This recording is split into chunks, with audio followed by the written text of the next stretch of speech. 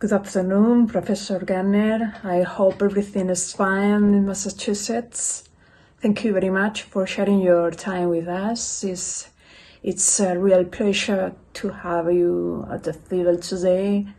There is no need to introduce you in detail. We all know your work, so please, you can start when you are ready. Thank you very much. Thank you. So, greetings, everyone. I'm speaking to you from my home in Cambridge, Massachusetts, the United States. It's actually a uncharacteristically warm day, about 60 degrees Fahrenheit, so close to 20 degrees Celsius. And it's good to be visiting in Spain. I wish I could be there in person. And I've never been to Malaga, but I understand this is where Picasso was born and grew up. And I've spent many years examining and studying Picasso's work, so I feel a tie to all of you. Today, I'll begin by talking about the theory of multiple intelligences. Probably most of you know something about the theory, but I will remind you how I think about it. And then, because I know you have a special interest in language and reading in the schools, I will make some new remarks, some fresh remarks about that. So that's the plan. And let's see if I can advance the slide. Very good.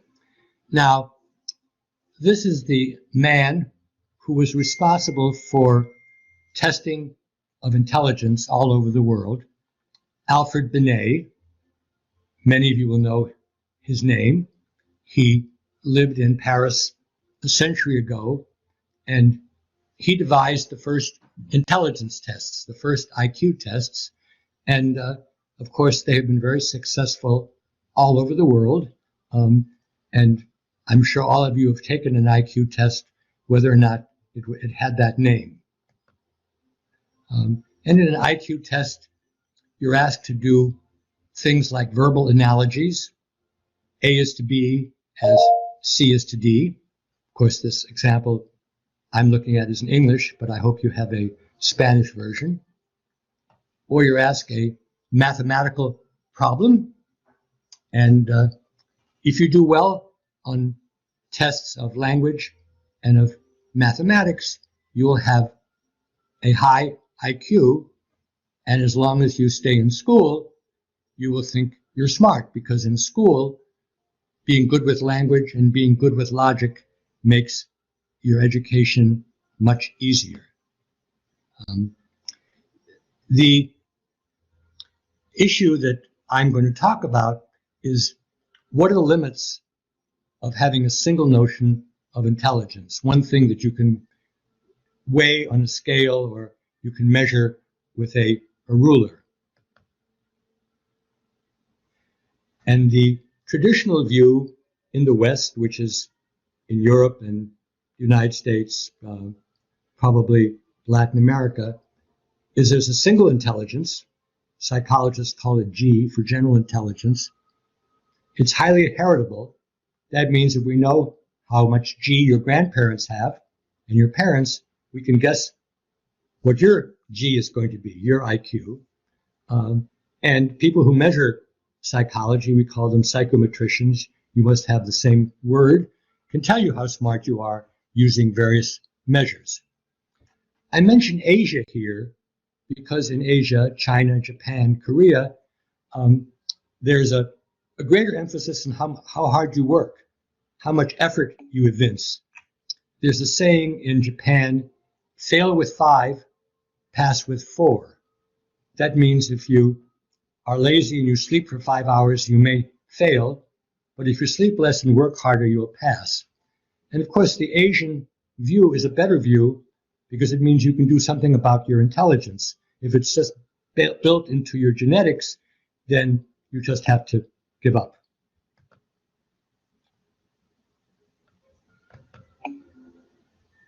So over 40 years ago, in fact, 42 or 43 years ago, I began to look critically at the notion of a single intelligence. And I looked at lots of different kinds of evidence. You don't have to read the slide, but I looked at genetic evidence, biological evidence, anthropological evidence, psychological evidence. I looked at people who have unusual cognitive profiles, who are prodigies, or who are autistic, or who have learning disabilities. And after doing this review for several years, I came up with a set of criteria for what counts as an intelligence and what doesn't count as an intelligence. And that's really the most important thing that I did, was to come up with a criteria, a set of reasons where it could allow you to decide whether something is or is not an intelligence. So here's how I define an intelligence. It's a biopsychological potential. That means based on our biology, our brain, and our mind, our psychology, to process information so you can make something or answer questions which are valued in at least one culture. And the image to have in mind is that we don't have a single computer in our skull, but rather we have a number of separate computers. And if you look at the brain on the right, you can see there are more than a half a dozen different computers: a musical computer, a language computer, a social computer, and that's an image for the theory of multiple intelligences.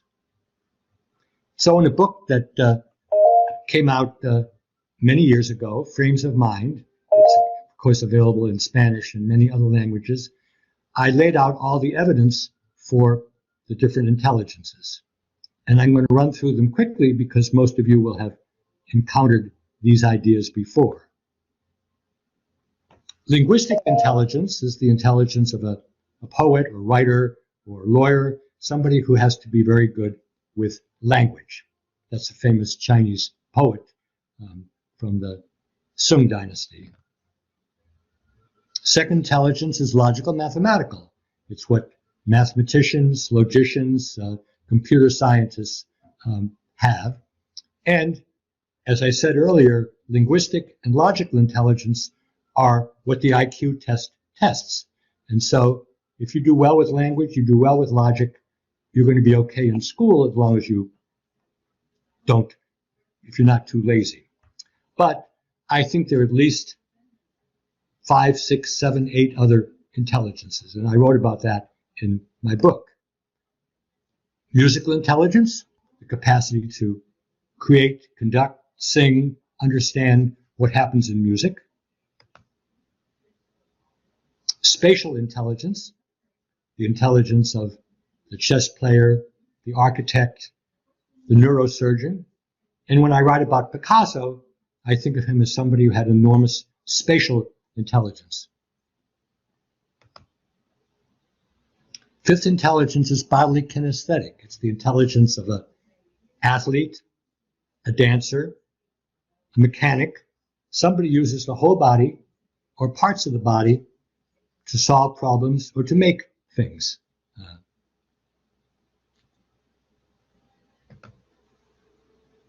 Sixth intelligence is interpersonal intelligence. That's been widely recognized, not just by my work, but that's social intelligence, being able to understand other people the way therapists, politicians, salespeople, actors are people who have a lot of personal intelligence. And of course, any good teacher needs to have interpersonal intelligence as well as a mastery of a particular discipline or a particular age group or both. Seventh intelligence is intrapersonal intelligence. That's understanding of yourself, who you are, what motivates you, what frustrates you, how to behave in a difficult situation. I used to say we didn't have good biological evidence for intrapersonal intelligence. But that's changing now. We're learning about the parts of the brain which deal with what's called interoception, being in touch with your own mental and physical states. And if I'd had that information 40 years ago, I would have been able to write about it in my book. By the way, I keep a blog about multiple intelligences. It's in English.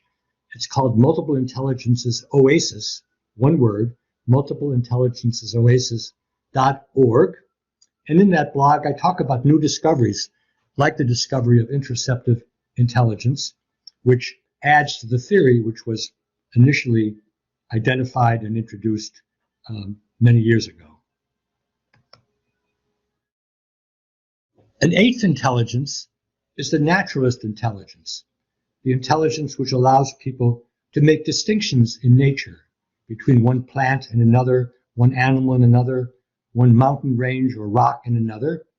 And while naturalist intelligence is mostly evolved to deal with the out of doors, we now use it when we're going to shop in a store, even online, to distinguish between one's shirt and another shirt, one sock, one shoe and another shoe, one tennis racket, another racket. So that the brain naturalist intelligence is used to make distinctions in nature, but also in the artificial world. I've also speculated about two kinds of intelligence that I didn't write about. One is very important for this audience. It's pedagogical intelligence, the intelligence which allows people to be able to teach other people. And one evidence of this is you can teach something to a 4-year-old and then ask the 4-year-old to teach it to a 2-year-old and to a 10-year-old. And the 4-year-old will teach it very different to somebody younger and less knowledgeable than to somebody who's older and has more knowledge. And that's what I call pedagogical intelligence. And certainly we would like teachers to have good pedagogical intelligence.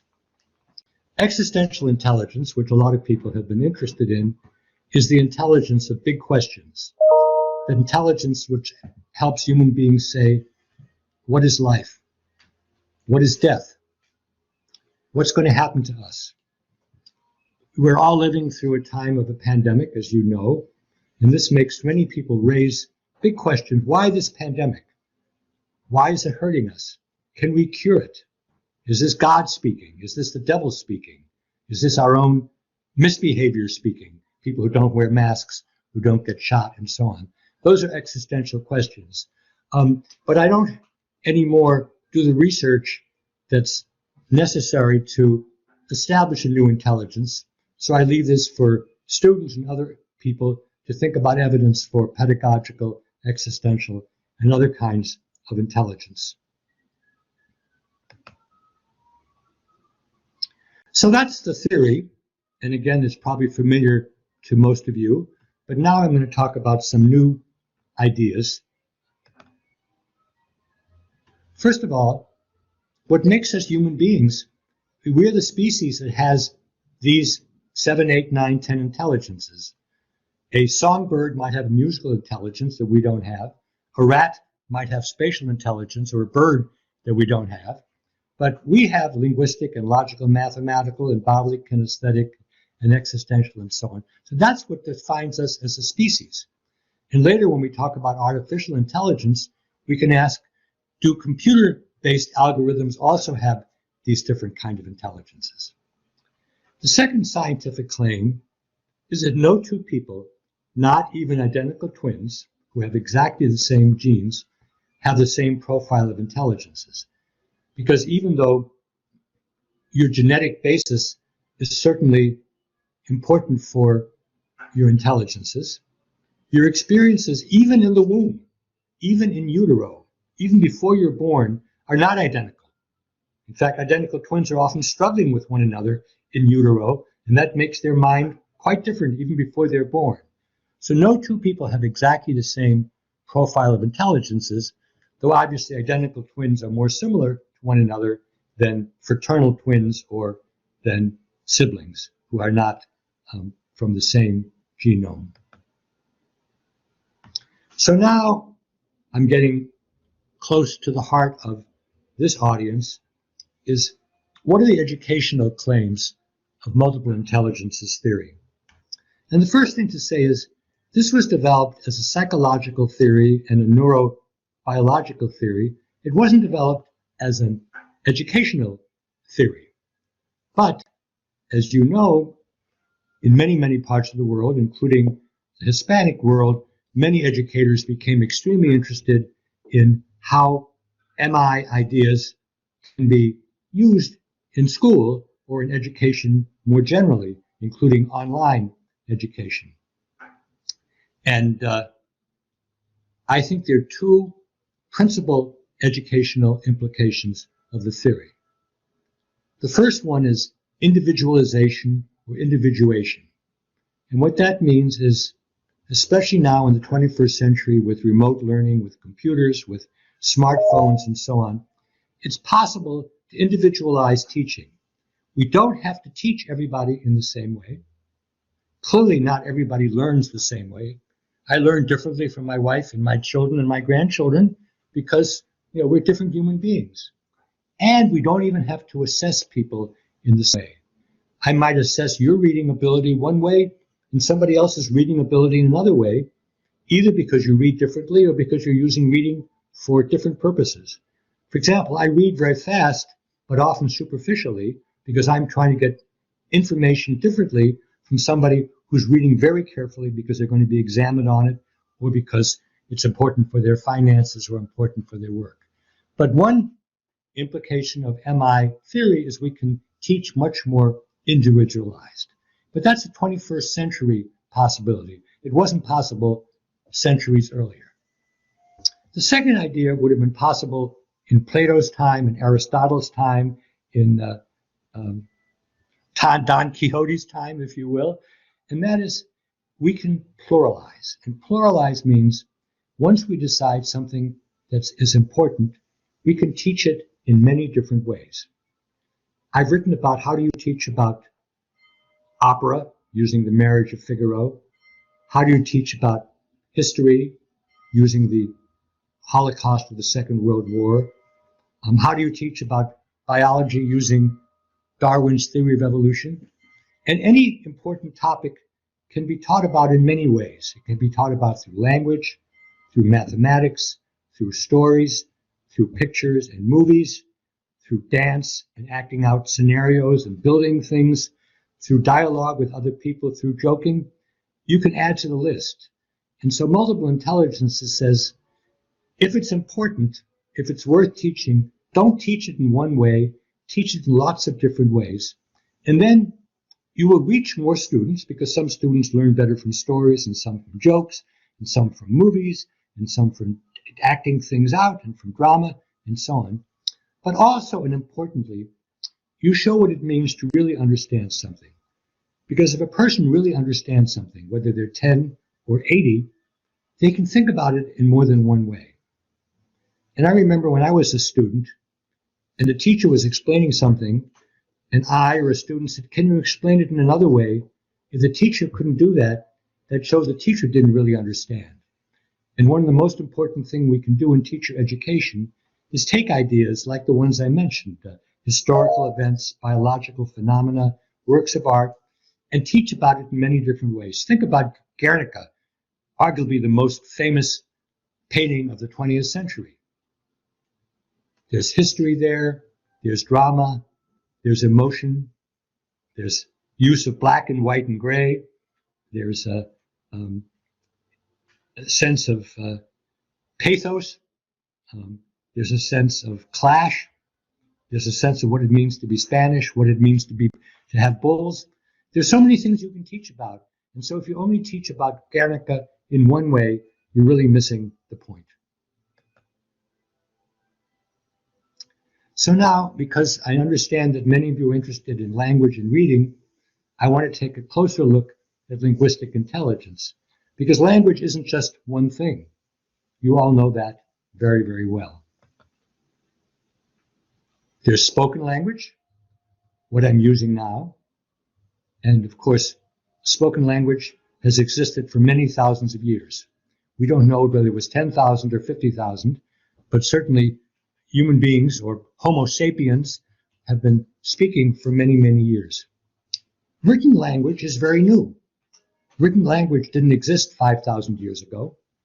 And initially, written language was just for counting and for trade. And only about 2,500 years ago, in the time of Plato and Aristotle in the West, or Confucius in China, or Buddha in India, or the prophets in the Middle East, did we begin to have written language which had any kind of subtlety to it, where you could talk about the kind of ideas that I'm talking about now.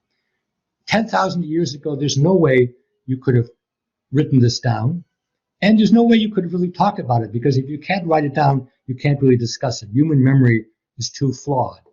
The only reason we know Homer's Odyssey and Iliad is because you had singers who could memorize the rhymes and pass them on that way. And even so, we don't really know whether there was a Homer, and we don't know whether the Iliad that we read today is what Homer sang. We just don't know.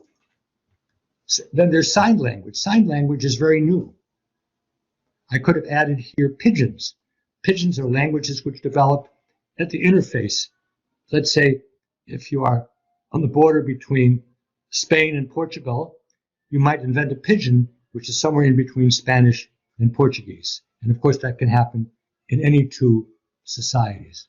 There are languages you grew up with, and of course, there are foreign languages, spoken ones and written ones.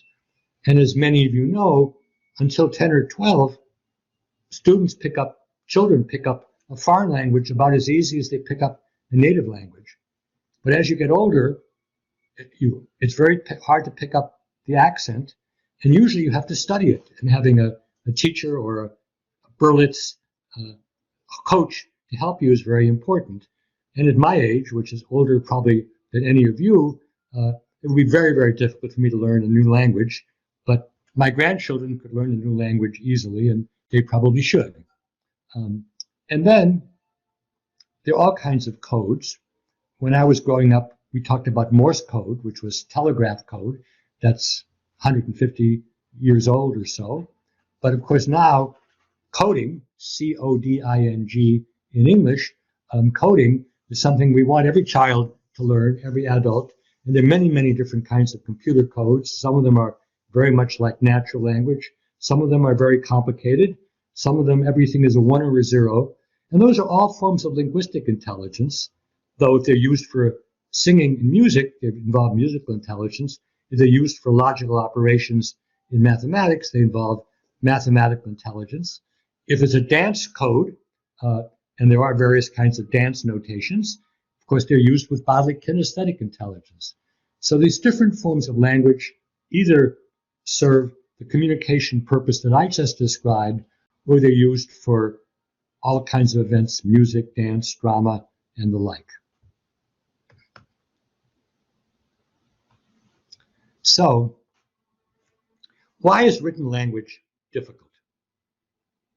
Almost everybody who isn't grossly impaired learns language to speak and to understand. But why is written language so difficult for so many people all over the world? First of all, as I said, we evolved to be able to use spoken language. We evolved over thousands and thousands of years. But we didn't evolve to write. And if the Sumerians hadn't begun to use written codes 3,000 years ago, we might not write today. I wouldn't have slides like this. I wouldn't have anything. But I certainly wouldn't be able to write because these codes had to be invented painstakingly a few thousand years ago. Also, when I write, I can emphasize, I can slow down, I can use prosody. But when you write, it's just a bunch of squiggles on the page. There's nothing else to help you. People have developed some codes to make it a bit easier, but 99% of writing is like my slides. And if you don't know the code, there's no help in figuring out what's being written.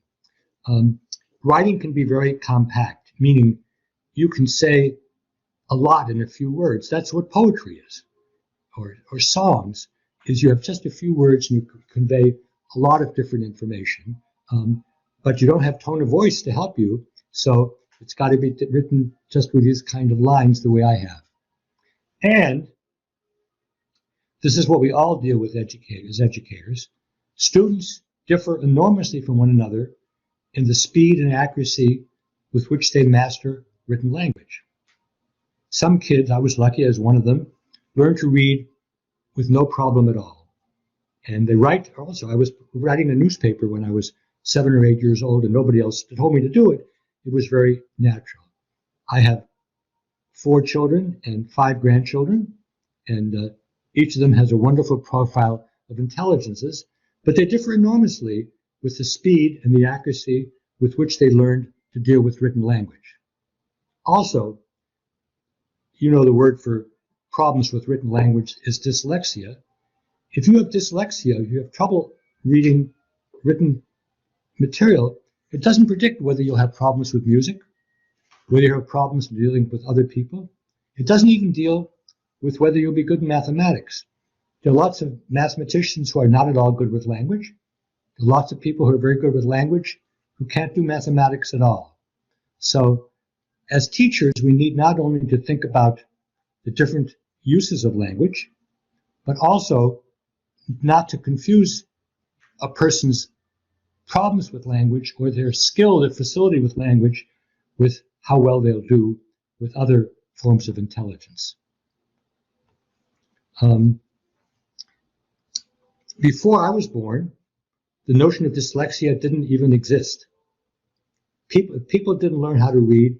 We just thought they were stupid, and we didn't let them advance in school.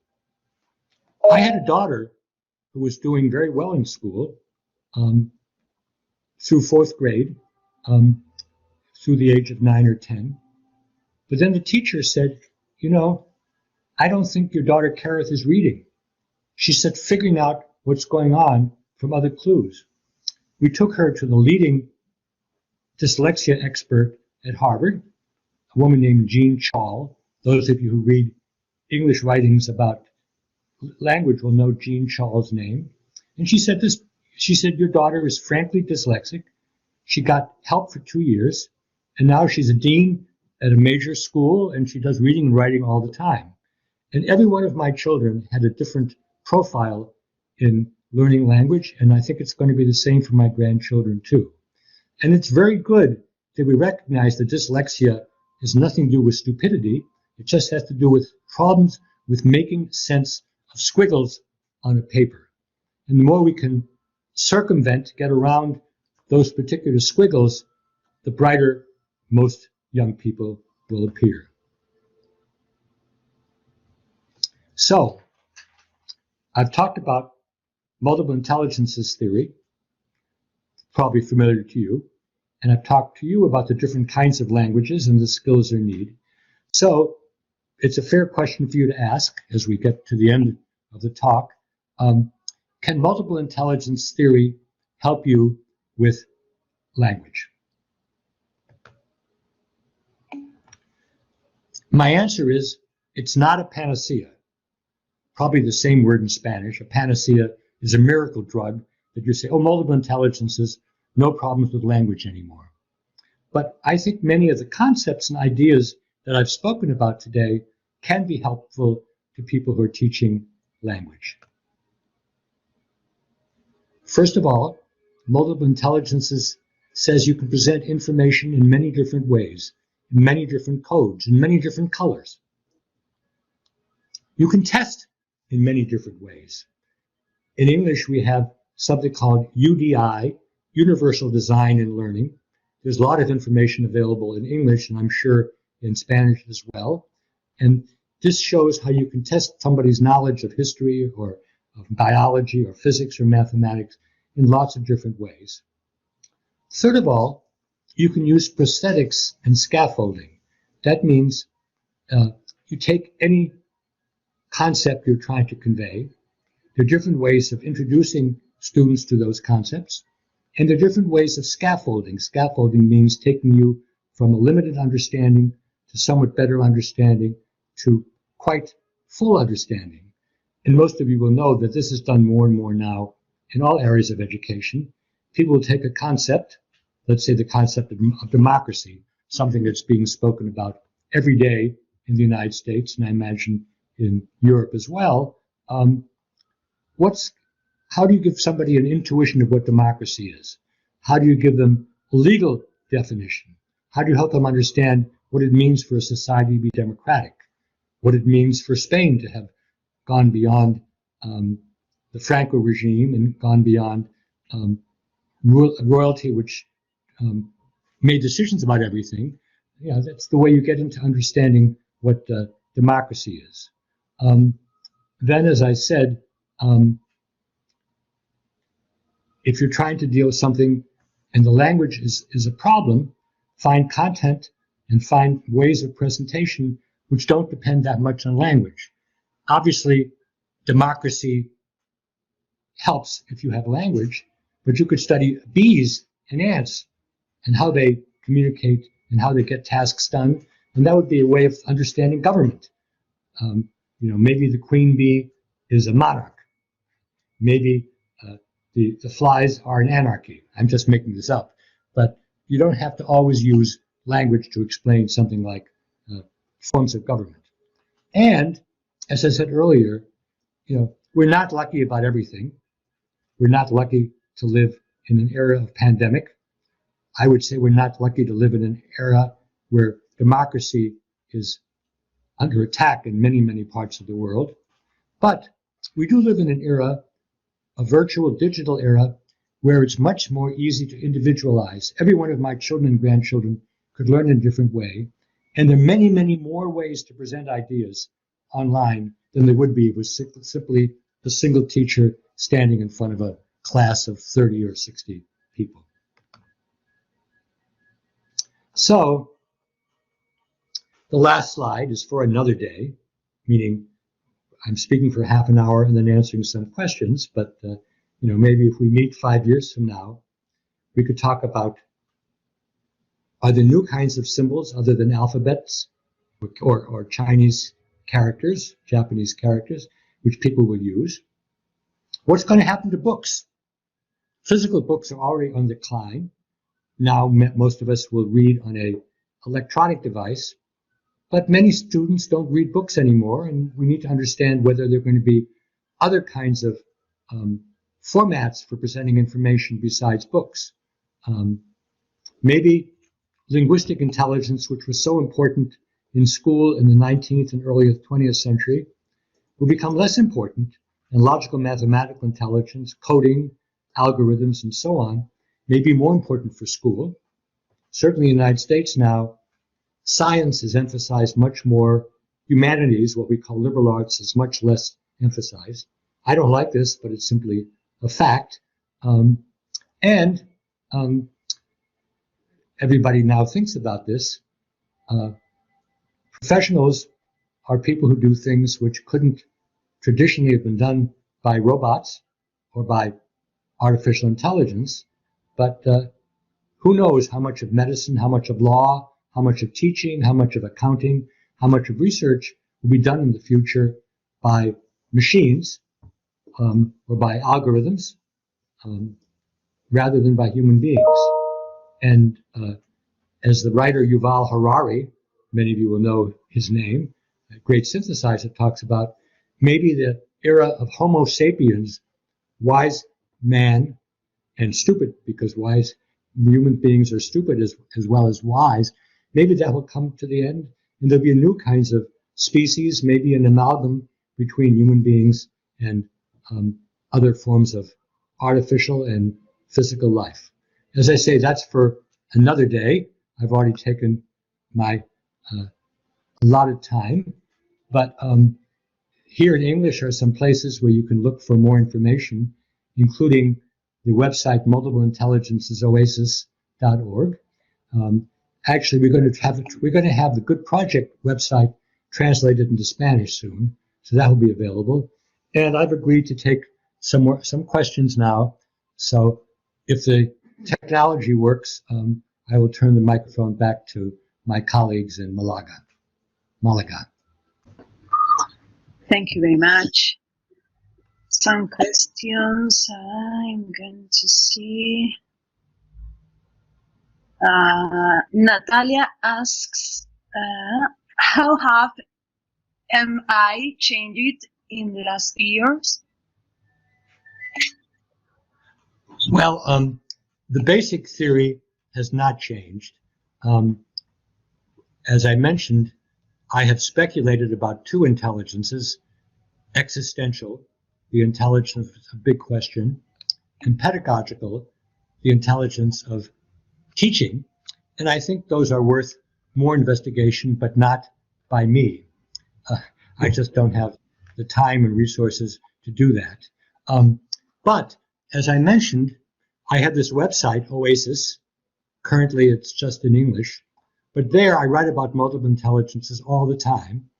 And as I mentioned in my talk, just yesterday and today, I'm describing new kinds of brain evidence about understanding of yourself.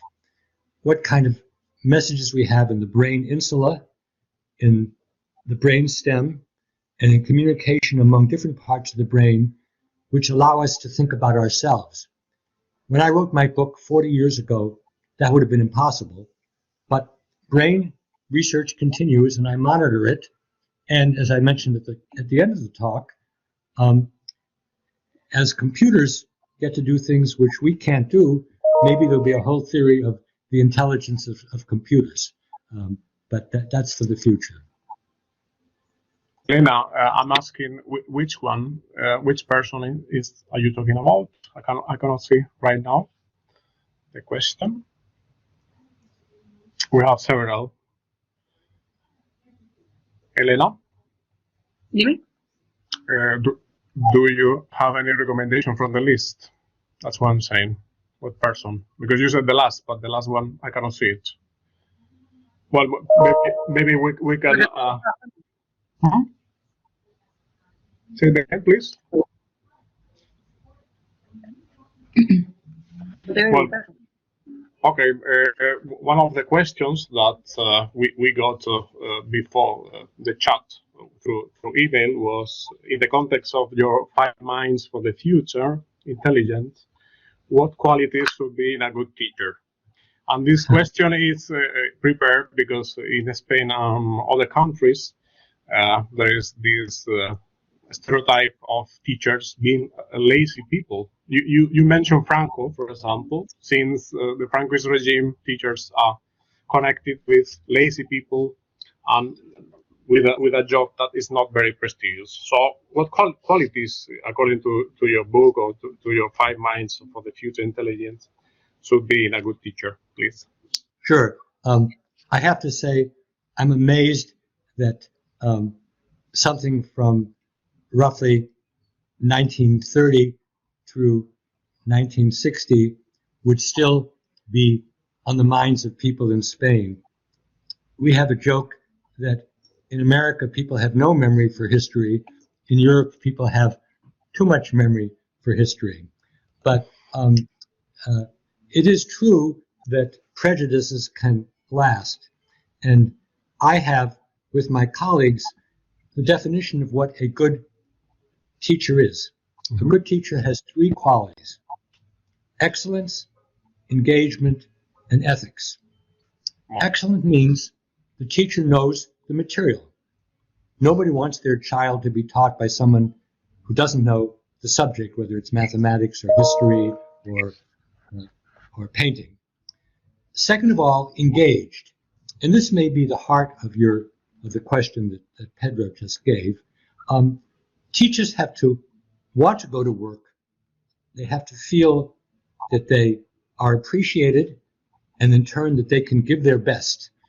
Because even if you know a lot, if you don't care, your students pick that up and then they don't care either. So that's engagement.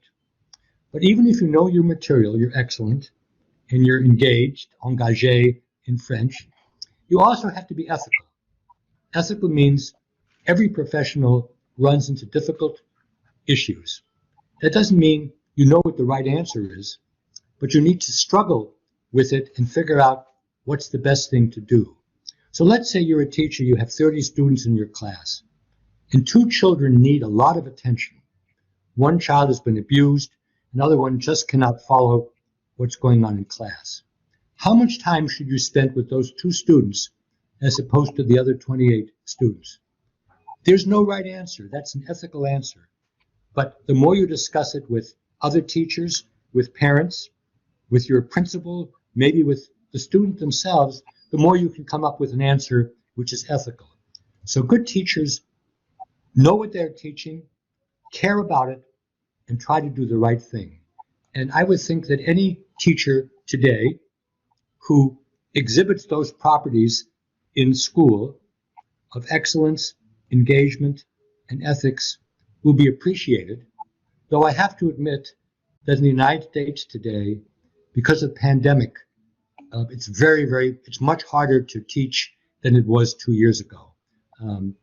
Often you're teaching remotely, or everybody's wearing a mask, or the students are suffering from anxiety. And so I don't want to simplify the matter, but the notion of what is a good teacher, what is a good professional, I feel very confident is correct, even though the way that we show excellence and engagement online may be different than the way we would do it in a classroom. Thank you very much. Perhaps we can have a look at another one from.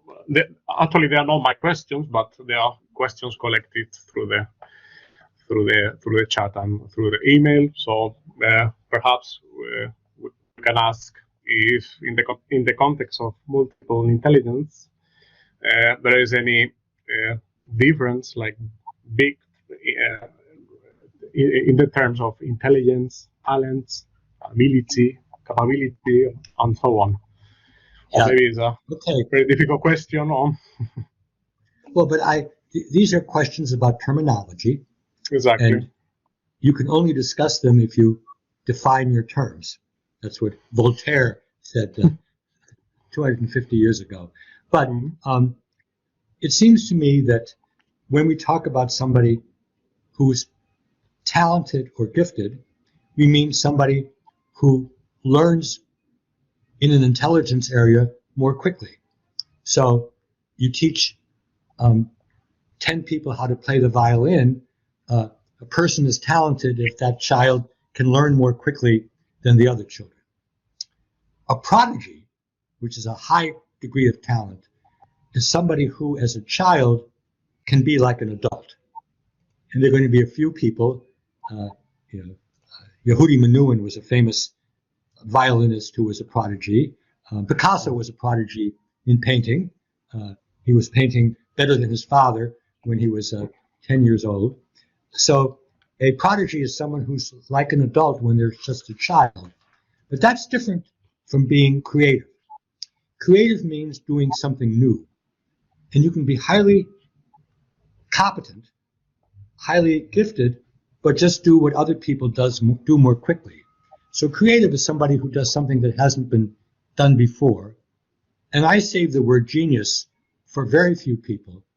I say a person is a genius if he or she does something that makes the rest of the world think differently.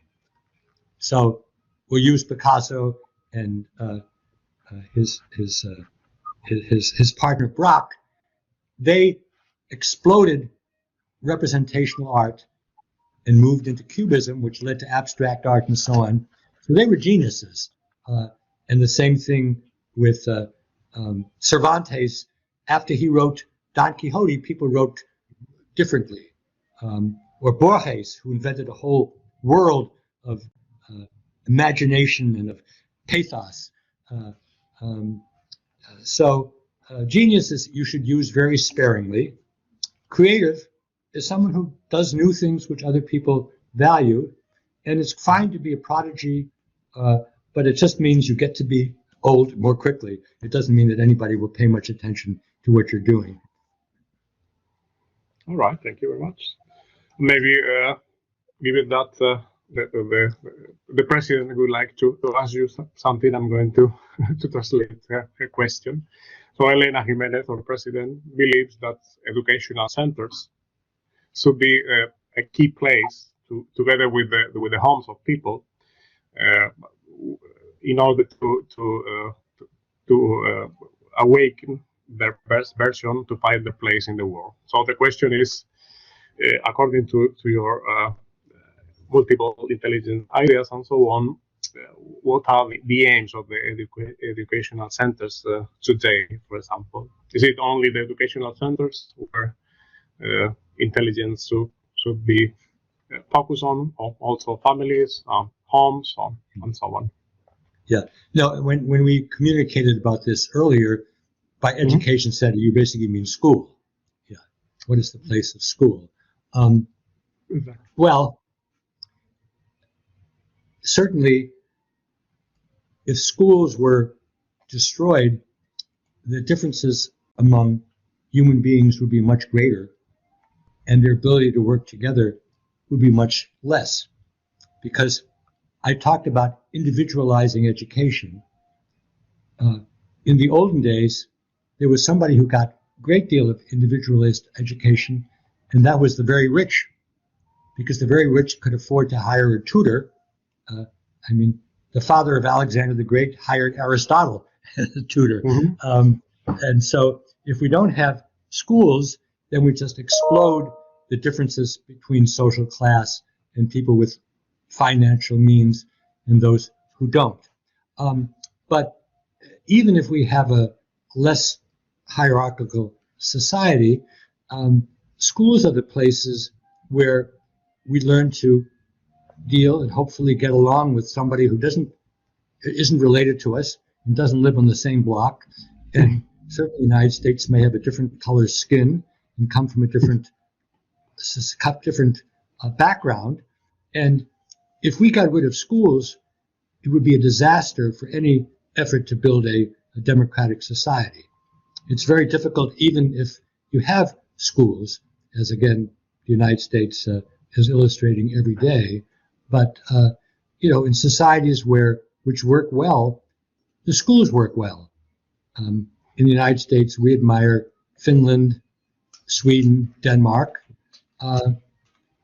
Japan in some ways, Singapore, a society I don't admire in general, but in some ways they do a very good job of education. Going beyond today's assignment, the universities in America are admired very much. I don't know if that's going to continue, but now everybody wants to send their children to America, maybe to England. But the other schools, the primary, secondary schools in general, are not admired except for the elite. We have wonderful private schools for families who can spend $50,000 or $70,000 a year, and we have schools for gifted and talented students, sometimes defined by IQ, sometimes by talent, and they get a good education. But in general, the education is not good. I'm lucky I live in Massachusetts. We have the best educational system in America. We could talk about that. But what the rest of the country would like, this is a shorthand, they would like Massachusetts quality education with Mississippi budgets, namely spending nothing on education and expecting to get something. And, I think in Spain, you have more of a national system. And so it's really up to, your legislature and your prime minister to guide the curriculum. There also are struggles. I'm aware that Barcelona does not agree with Madrid, and there's occasional attempts to split the country apart. But I would not look to the United States particularly for examples of effective education. I'd look more to Northern Europe. And one of my favorite schools in the world is in Barcelona, the Montserrat School. It's actually a network of schools in many countries, but the one I know is the one in Barcelona, and that's a wonderful school. But of course, only hundreds of students can go there, not millions. Mm-hmm. Thank you very much.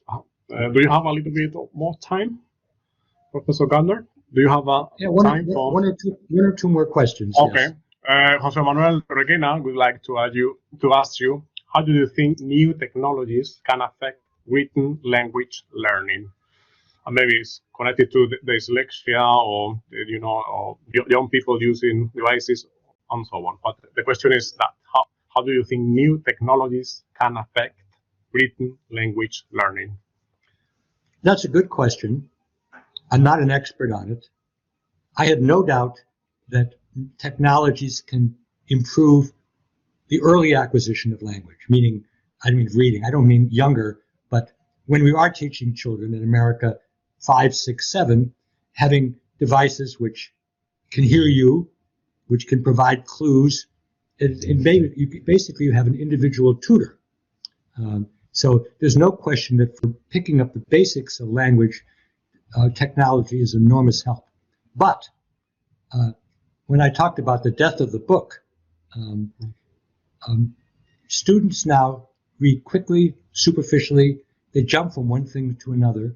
And things which I considered, and my colleagues and I considered high school reading, college students can't even do now. And that's because they learn to skim and skip and go from one site to another, and not the kind of deeper reading you need for great literature, for great philosophy, or even for a scientific article. You cannot skim a scientific article. You have to look at the graphs, look at the abstract, figure out what's happening. And if you're busy looking at your phone for messages, you're not. So I think that technology, here's a short answer. Technology is a friend of early acquisition or smooth acquisition, but it may be an enemy of deep reading. Thank you very much. And probably the last one, we have a lot of people coming from, working in primary school. So one question from Priscilla Villanova. She's asking, which of your books do you recommend for preschool educators in general? I think there's a book called The Unschooled Mind. I don't know what it's called in Spanish, but Paidos publishes the book, and I'm sure you can get it. The Unschooled Mind talks about all the things that young people already know and think when we think their mind is a tabula rasa. And some of those ideas are very good.